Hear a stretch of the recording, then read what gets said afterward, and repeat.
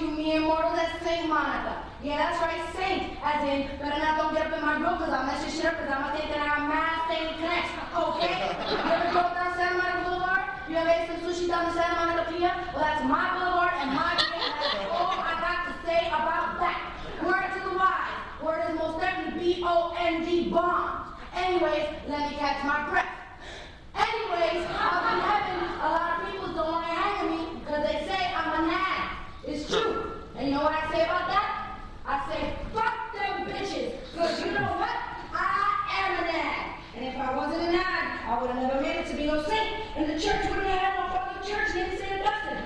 Because I birthed that motherfucker, raised him, and when he started messing up like all the time and constantly, I nagged God's ass to save him. I nagged and nagged and nagged and nagged until God got so tired of my shit that he did save my son. And my son, St. Augustine, he stopped banging whores and sipping on some wine, and he became learned. So fucking learned that he is known as one of the fathers of the church. You click that shit up and look it up right now, I'll wait.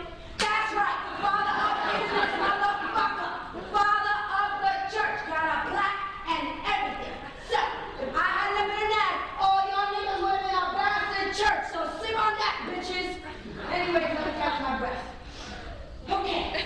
As a result of my reputation of having God's ear, a lot of motherfuckers pray to me. I have 3 full-time assistants just to sift through it all. Long story short, I was asked to look into the case of Judas Iscariot by this Irish gypsy lawyer bitch in purgatory named Cunningham. She wanted me to do some nagging to God on Judas's behalf. And quite frankly, I was impressed by her nagging abilities because that bitch nagged my ass day and night for 40 days. But I don't nag for just anybody. And I definitely don't nag for no motherfucker I don't know. So, I was out to check out Judas for my own self.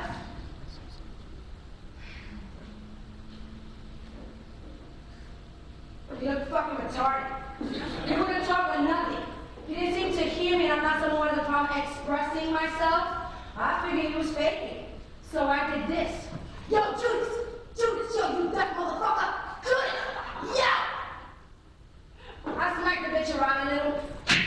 Yo, Henry Kelly, don't wake up, don't front, I know you can hear me. Then I started snapping on his ass.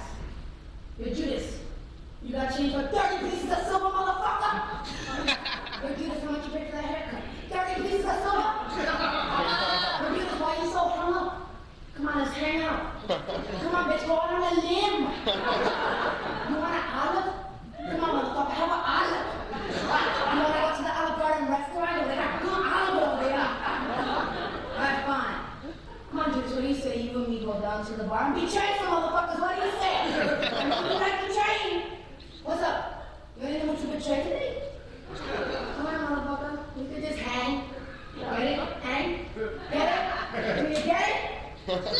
What's the matter? Hungry? How about some supper? You want some supper, motherfucker? Come on, one last supper! What do you say? I couldn't break it. So I sat down next to him. I sat with Judas Iscariot for 3 days. Then on the night of the 3rd day, something happened. While I was resting my vocal cords, I saw something unexpected. I saw a single tear fall out of Judas' eye. Just one.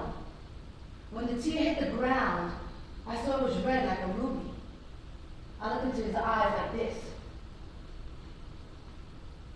He couldn't look at me. Or he looked through me, I couldn't tell.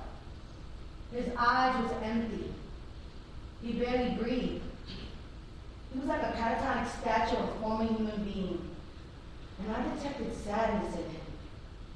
Paralyzing, immobilizing, overwhelming sadness. His sadness ran through him like a river that had frozen up and died and no one lived there no more. After a while, I didn't know what else to do. So I thought I'd just hold him in my arms for like a minute, warm him up before I left. I held him in my arms for 4 days.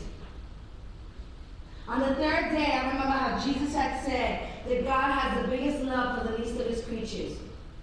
And Judas was the leastest creature I had ever seen. On the 4th day, Judas dropped another single tear. It was clear-cut this time, and it evaporated into the earth on impact. He trembled briefly, then froze up again.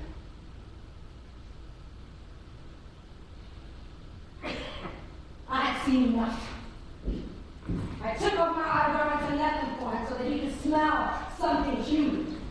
I collected my tears in a bucket and poured it on his face so that he could taste the salt. And then I went back home and I got on the horns of God. I got the wreck, yo. Some people call it being a nag. I call it doing my job. I got a calling, y'all. You should try giving me a shot if you ever need it. Because my name is Satan, Monica. I am the mother of St. Augustine, one of the fathers of the church. And you know what? My ass gets results. Next case. God in the kingdom of heaven and earth versus Judas Iscariot. Hey, look, she got a writ signed by God, sir. Signed, sealed, delivered, motherfuckers. Peace. Here's the ring, Your Honor. Note the signature on the bottom.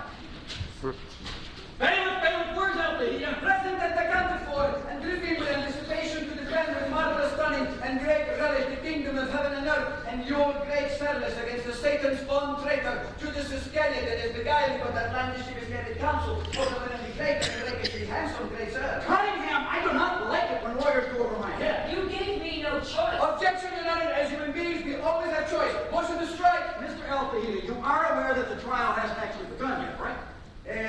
Yes, right. Of course. I was merely yes. Fabiana Aziza Cunningham, is that it? It is. So where's the red hair and freckles, Cunningham? My mother was a Romanian gypsy who settled in Vinegar Hill in Harlem in the 1960s. Your father? A local parish priest. Got a little more of his home red, did he? All right then, Cunningham. I think it's only fair at this juncture to tell you a few things about myself. Things that may perhaps inspire you to take your little mission elsewhere. For example, I strongly dislike tapioca. Tapioca the what? Spit it out! Even more than tapioca, Cunningham, I dislike the following. Defense attorneys as a rule, half-breeds in general, and Judas Iscariot as anything other than a cautionary tale. That a problem for you? No. You ever met God, Cunningham? I don't know that I believe in God. Just hand me a written sign, right? You don't know if you believe. Correct. Well, what if God were to appear to you, Cunningham? Just one day, boom, God, with white beard, flowing robe, whole rack lamp. Your Honor, What if you were to go home tonight, Cunningham, and Jesus Christ himself were to greet you at your door with a dozen Krispy Kremes and a quart of cold milk and say, Cunningham, Fabiana, it's me. I really am that thing that you've always feared more than doubted. What would you do? Your Honor, And what if you let it in, Cunningham, and you sat down with a man for, let's say, 3 minutes, and you could touch him and inspect him and inquire of him all you want, and have him do miracles, have him tell you the exact story of your life, and you ended up convinced, Cunningham, wiping away tears of joy and relief on your living room couch. If he proved it to you, Cunningham, would you believe then? if he proved it, I suppose I would have to. After only 3 minutes? That would never happen. Cunningham, you are the cynical, faithless spawn of a crackpot gypsy and a diesel-like man. If you just told me that Jesus would have you on your knees in 3 minutes. So consider this. Your friend Judas, he had Jesus for 3 years. Think about that, Cunningham. 3 years in the trenches with the best friend you ever had, and he shot him in the back for a pack of fools. Think what that says about the essential character of the man. Now, you go on home and stir that into your wee gypsy teapot. Petition's invalid, motion denied, next phase, you genius! Your Honor, the petition is signed by God. Yeah, but it ain't signed by your client now, is it? My client is catatonic. He's incapable of signing. Well, if he's catatonic, how do you know he wants an appeal in the first place? Who wouldn't want to appeal eternal damnation? Someone who's aware of his own self-inflicted erosion of the capacity to be filled by grace. Someone who's too prideful to ask for help, even in the face of the fiery furnace, or maybe he don't bother asking because he knows he don't deserve it. Your Honor, the only person who needs forgiveness is the one who doesn't deserve it. Let him ask. I'm